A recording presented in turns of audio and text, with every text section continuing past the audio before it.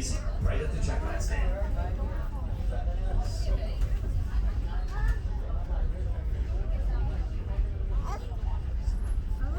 Oh my God, get off me.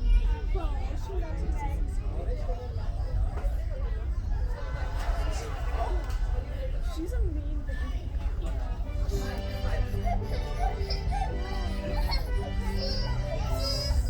The train is now entering Condon Park, an area named after Chester A. Condon, who built the famous Glensheen Mansion from 1905 to 1908. Chester Condon was a lawyer, businessman, and philanthropist who fell in love with the Duluth area. The mansion he built is a real Jacobean-style home. It has 39 rooms that reflect life at the turn of the century. The Condon family selected the land for their mansion in part because it's so private. It's buffeted by Lake Superior to the south and London Road to the north. The Condons purchased a lot to the east, and a cemetery forms the western border. Mrs. Condon wanted quiet meetings. Glensheen is now owned and operated by the University of Minnesota Duluth and is open to the public for tours. It had its share of fame with Hollywood. In 1972, the famous actress Patty Duke was at the mansion, starring in the thriller You'll Like My Mother. In 1992, Patty Duke's son Mackenzie Aston also came to Duluth to star in the Disney movie Iron Will, which used some of Lake Superior Railroad Museum's equipment. Of course, there was also a case of double homicide that occurred at Glensheen on June 27, 1977. Elizabeth Condon and her nightmares were brutally murdered by the husband of one of Miss Condon's adopted daughters. The notoriety of this event was a national story and brought infamous attention to the already fascinating history of the Glensheen estate. Glensheen is Duluth's very own Dutton Abbey that is open for tourists all year round.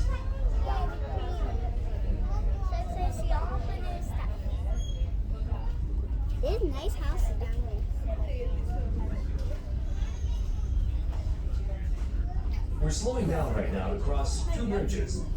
Now is a good time to grab your cameras. First bridge is a street overpass, and if you look to the lake side of the train, you'll see the cemetery of Glensheen's western border.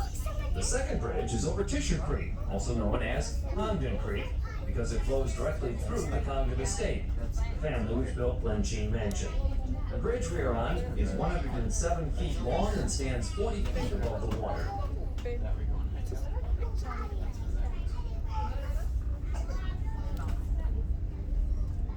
I love this train. Oh, I'm sitting out.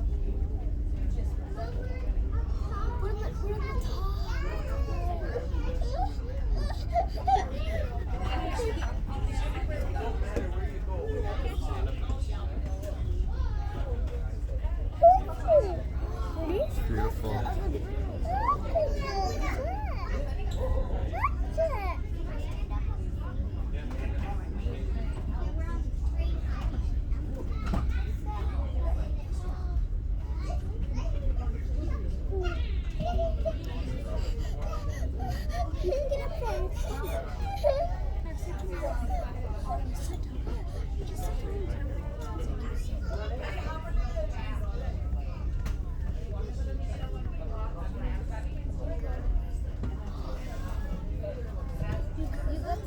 A video of it?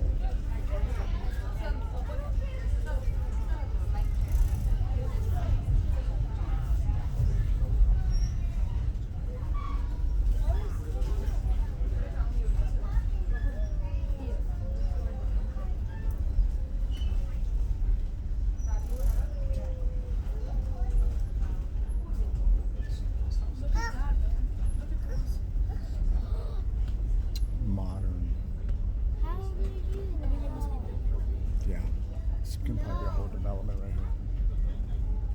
All of them might be building a new train track. Could be.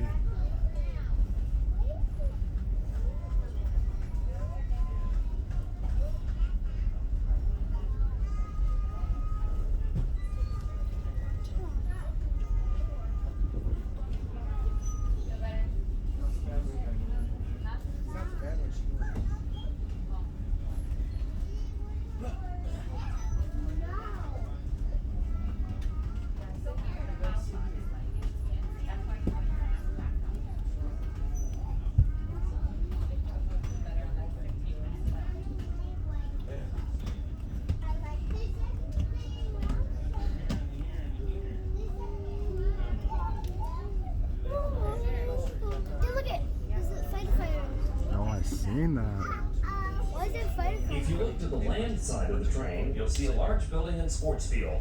This is the new East High School, location of the former Ordine Middle School, which was named for Albert I. Ordine. Mr. Ordine purchased this land from Northland Country Club, which had planned to use the property as a 6-hole golf course and actually had fairways split by Superior Street. Balls would fly directly over the street. The idea of the golf course was abandoned, and Mr. Ordine gave the property to the city of Duluth. It was to be used as a recreational field, and in 1928, when Mr. Ordine passed away, he left money for equipment for the playing field. In 1954, the city of Duluth transferred the property to the Board of Education, and construction began on the school. It served first as a junior high, then as a middle school, and now as a state-of-the-art East High School. Go Greyhounds! Minnesota became a state on May 11, 1858, and Duluth became a city on March 6, 1870. Duluth has a very unique shape as it is 27 miles long and only about 3 miles wide. This is, of course, due to the geography of the area along the shore of Lake Superior, which has a huge impact on Duluth's weather. Mark Twain is often quoted as saying, "The coldest winter I ever spent was a summer in Duluth." Duluth has had its share of famous people get their start here. The Great Lakes Aquarium is built on the former site of Jimmy Orrick's Flame Restaurant, which was famous in its day with a dockside service for pleasure boaters. A relative of Jimmy Orrick's, David Orrick, invented the Orrick vacuum cleaner and was also from Duluth. Famous musician Robert Zimmerman, also known as Bob Dylan, lived and started his career here in Duluth. Don LaFontaine, the famous movie trailer announcer for coining the term "the world," came from Duluth. And novelist Sinclair Lewis got his start here, as did industrialist Gino Palucci, and hockey superstar Brett Hull, all called Duluth home. Yeah. We are now entering the historic and beautiful neighborhood called Lakeside. The lake is not directly visible from most of this area from the train, but the neighborhood is situated here on the east end of the city, nestled along Lake Superior's shore, only a few blocks away. This neighborhood was Beautiful, originally yeah. known and plotted to be the village called London by May of 1871, and eventually became known as New London. The area was incorporated as the village of Lakeside in 1889 and became part of the city of Duluth 4 years later. Built to service this neighborhood, London Road has become one of the most traveled thoroughfares in the city. Look at that. Lakeside hasn't always been the peaceful neighborhood we A see rock climbing today. wall. Much of it was destroyed in the Great Fire of 1918. This fire actually started south of Spokane, Minnesota, about 20 miles south of Duluth. On October 10, 1918, a passenger train was traveling from Duluth to Hemming, and some local people reported seeing a small column of smoke next to the tracks. Minnesota was in the middle of a 2-year drought, and with a pile of very dry wood as fuel, combined with very high winds, there was no stopping the fire from erupting. By October 12th, the fire had spread all the way to Lakewood Township, just past the eastern edge of Duluth. Most of the homes and buildings in Lakeside and surrounding areas were destroyed by the fire. More than 250,000 acres were burned that year in Minnesota, and 38 communities were destroyed. The fires caused $73 million in damage, which is $1.2 billion in today's money. Trains were used to evacuate areas, but not before 453 people perished in the Great Fire of 1918. We've arrived at the lakeside siding and have stopped you to perform the runaround. If you look out the lakeside of the train, you'll see a set of tracks running parallel to us. This is called a siding, and it's used to meet other trains and perform runarounds. The locomotive will be removed from the train and brought around to be attached again so it can bring us back to the station. We do this because it's safer for the diesel locomotive to lead the train, and it's also considerably easier for the train crew, giving them better visibility. We will be stopped for approximately 12 minutes. In that time, we'd again like to invite you to our concession car for snacks, soda, or beer.